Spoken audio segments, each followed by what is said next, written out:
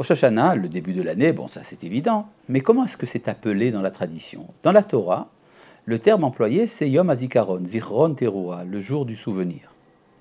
Chez les Chachamim, dans la Mishnah, nous voyons que c'est le jour du jugement, Yom Hadin.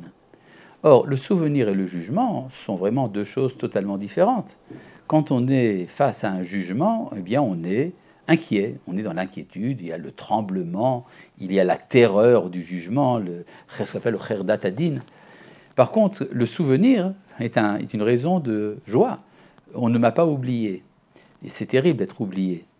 Et donc, quand nous parlons de Rosh Hashanah en tant que Yom HaZikaron, c'est un jour de joie.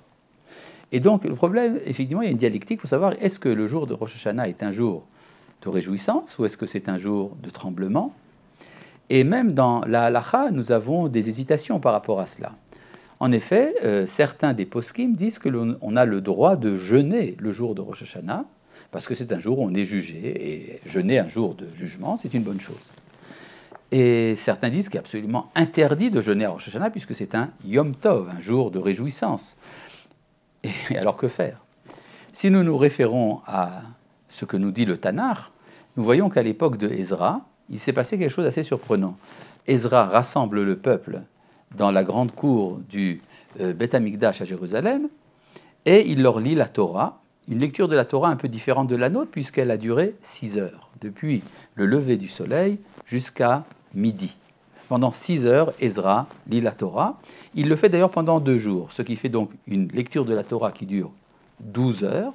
En 12 heures, on peut effectivement lire tous les 5 rouleaux de la Torah, surtout si on ne fait pas des Miché Berach au milieu. Le Tanakh nous raconte qu'en entendant les paroles de la Torah, et ça donc a été lu d'une manière qui devait encourager la Teshuvah, le peuple s'est mis à pleurer abondamment. Et ils ont pleuré jusqu'à midi. À midi, Ezra et Néhémia leur disent « Arrêtez, vous n'avez pas le droit de pleurer, c'est un jour de fête.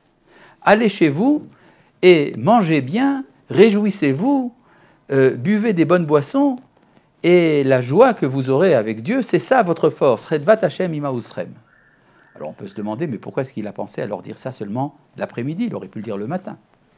Donc nous voyons qu'il y a une ambivalence également dans le jour de Rosh Hashanah, qui est moitié jour de tremblement et de crainte, et moitié jour de réjouissance. Comment faire la jonction entre les deux? Manitou, le Rav Yehuda Léon Ashkenazi, enseignait qu'il y a fondamentalement la joie. La joie, c'est effectivement qu'on se souvient de moi. Je reviens à mon origine. Je reviens au moment fondateur de mon être, le moment de la création. C'est pour ça que Rosh Hashanah, en tant que jour de la création du monde, c'est également le jour où je me souviens moi-même d'avoir été créé. Et si il y a eu un moment où j'ai été créé, c'est qu'il y a eu un moment où on m'a désiré. Le fait d'être désiré me remplit de joie. Mais c'est là que commence le tremblement.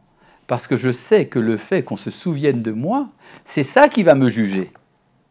Et donc, il y a ici une conjonction qui n'est possible que lors de la rencontre avec le Créateur.